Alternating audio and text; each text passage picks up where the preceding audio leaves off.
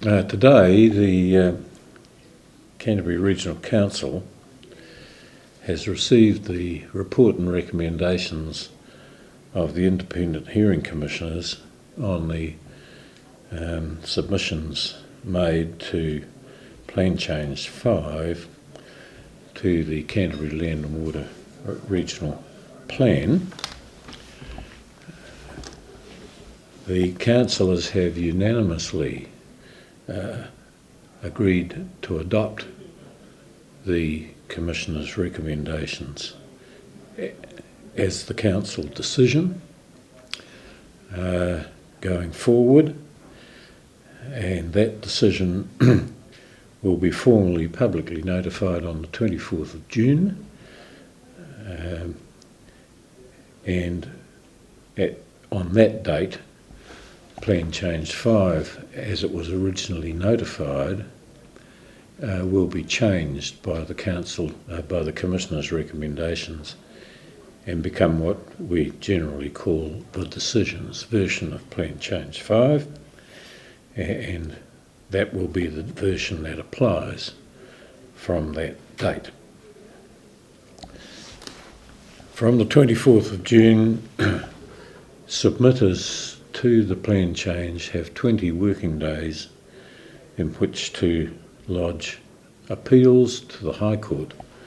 on questions of law only. At the expiration of that time, if there are no appeals, then the council will proceed to take the necessary steps to make the plan change operative. If there are appeals, then of course they will have to be resolved before the plan can be made operative. It's important to remember that, with some exceptions, mainly in the Upper Waitaki zone, the rules in Plan Change 5 are not legally effective until the plan is made operative or until there are no appeals relating to them. So there is a period of time between today and when the operative effect takes place to digest the somewhat complex outcome in some ways of the plan change and to develop an implementation program, a program of advising the farming community in particular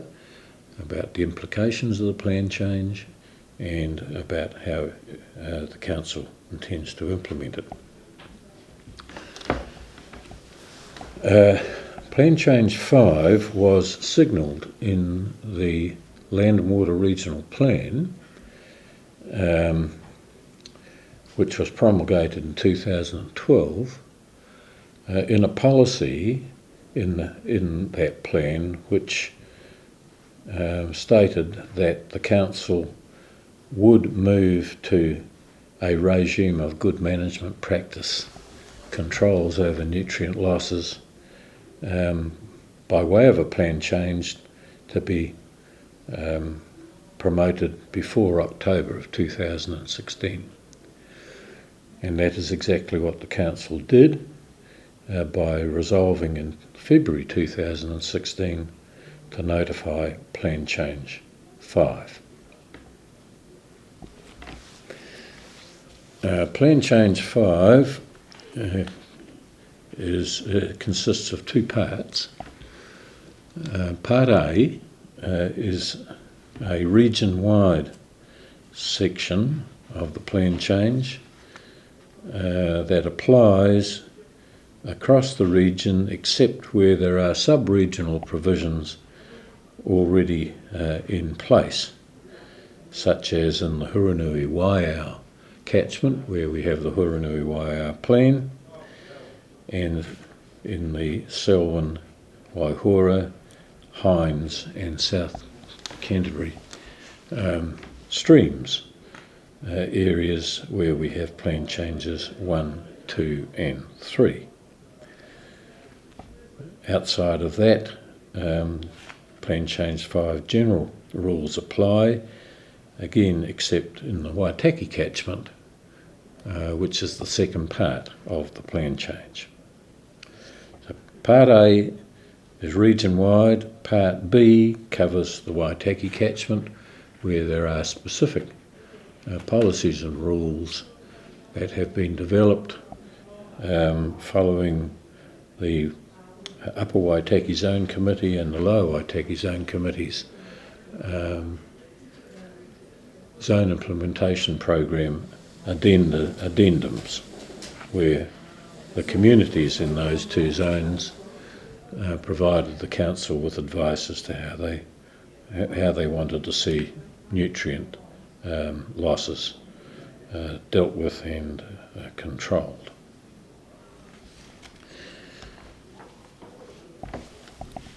Perhaps the most important thing about Plan Change 5 generally is that it amends the nutrient limits that were put in place by the Land and Water Regional Plan originally. Those nutrient limits consisted of nutrient losses per hectare and numbers generated by the overseer model to arrive at those figures. And the Land and Water Regional Plan also had identified a number of nutrient loss zones going from red through to green, and a set of rules that applied in each of those zones for controlling nutrient loss purposes.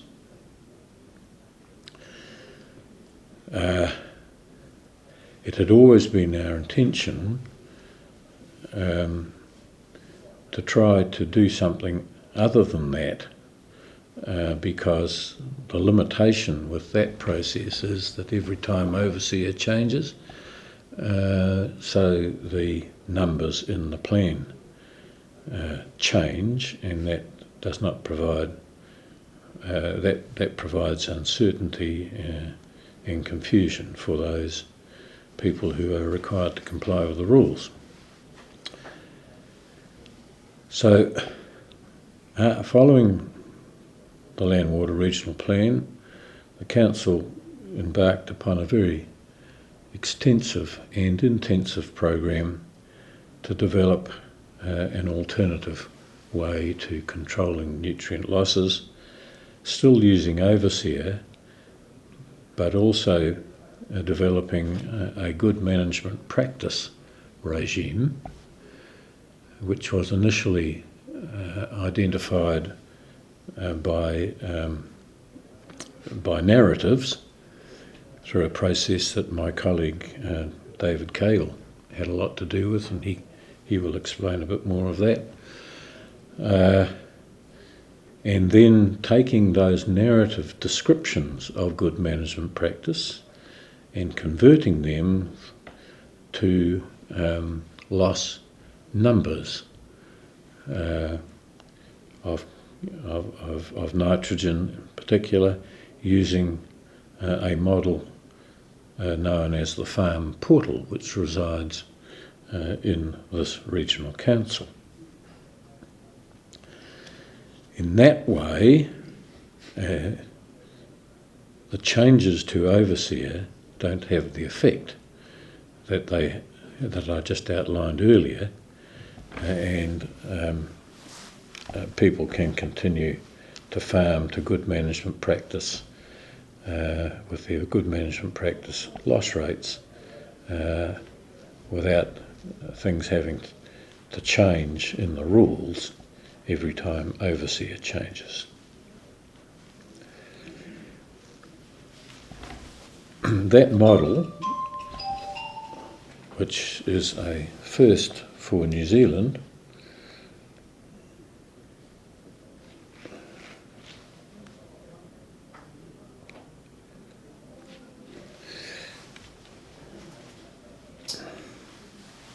has been upheld by the hearing commissioners, despite some significant challenges to it. and that is the way Plan Change 5 will proceed forward into the future. There has been one change to the model proxies that are provided for in the plan change in relation to the irrigation proxy, which is really another set of words for saying how overseer would be changed, how the portal will be changed with changes in overseer. And that is a matter that the council and its advisors will look at very closely in formulating the implementation program going forward.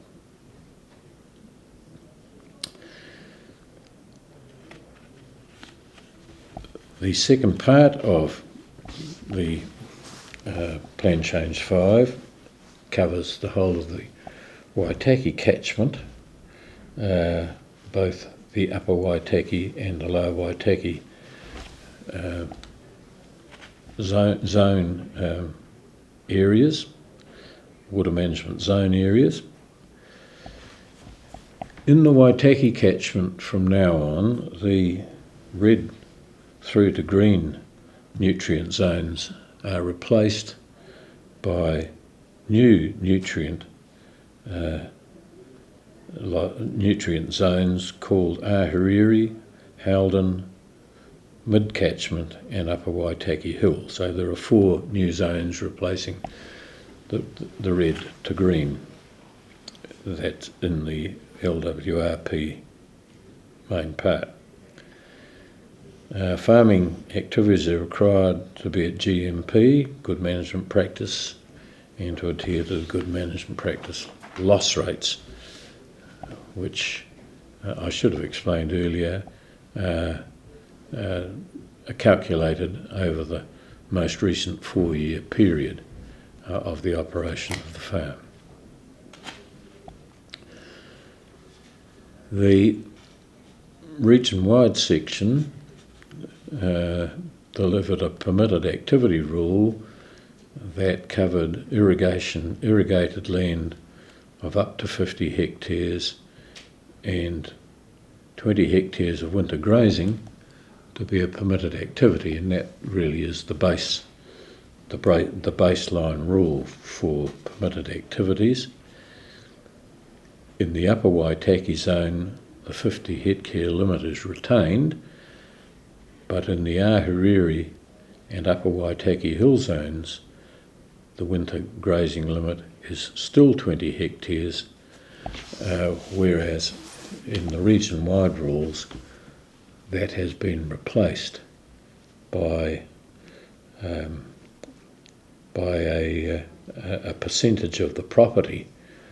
rule with a maximum of 100 hectares. So in the Ahuriri and Upper Waitaki Hill zones, the original winter grazing limit of 20 hectares still applies, and the reason for that is that the modelling shows that if that were not the case, then the overall catchment load for the zone as a whole would be breached.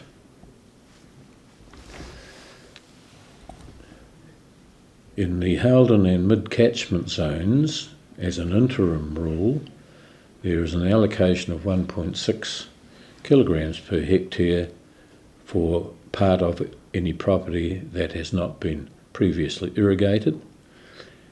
and this is an interim rule to enable a small amount of intensification to take place, mainly on the larger stations in the Mackenzie Basin, where there might be proposals for a small amount of irrigation to provide for better economic operations of those large stations. And that is consistent with and in accordance with the Mackenzie Agreement that was entered into some years ago,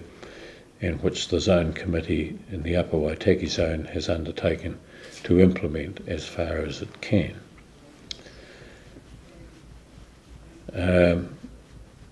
The interim rules in the Upper Waitaki zone will stay in place until Plan Change 5 becomes operative, and then there is a new set of rules that will also provide for some headroom in the Upper Waitaki zone for the same sort of activity as I've just described. In the Upper Waitaki zone and also in the Lower Waitaki zone, there is also a set of rules for aquaculture activities, requiring them to comply with a good management practice regime and putting limits on losses from those water-based activities in both those zones. In the Lower Waitaki zone, there are new nutrient zones also to replace the red to green zones, being the Canterbury flats, hill zone and river zones, where 20 hectares remains the winter grazing limit for the same reasons as in the Upper Waitaki zone. Another change that has been made in this particular part of the Waitaki is that the requirement in the Canterbury River Zone to operate to a 90% of good management practice loss rates has been removed, so that they don't have to reduce from the good management practice loss rate by another 10%. They can now operate at the good management practice loss rate as with everybody else. And the reason for that is that the modelling shows that the whole of catchment load will not be exceeded if that happens. There are other changes which I won't go into detail on now in relation to the valley and tributaries zone and the Waitaki and Whitney Creek zone, except to say that in the latter, the Whitney Creek zone, we have a provision for a flow and allocation regime, which is really a water quantity matter rather than a water quality matter. That's specific to that zone because there wasn't such a limit or a flow and allocation regime before, and it's quite specific and tailored to the problems associated with the low flows in that creek. The other big change in the Lower Waitaki is that property owners who held a water permit that was granted between 1st November 2009 and 13 February 2016, which contained a requirement for a management plan to mitigate nutrient losses and also required auditing, are no longer required to have a land use consent plan, land use consent as well. The land use consent, or the land use rather, that follows from the exercise of the water permit is identified now as a permitted activity on the basis of those conditions. That's a quick summary of Plan Change 5 as it stands today and as it will stand as from the 24th of June. Now I invite my colleague David Cagle to add to what I have just said.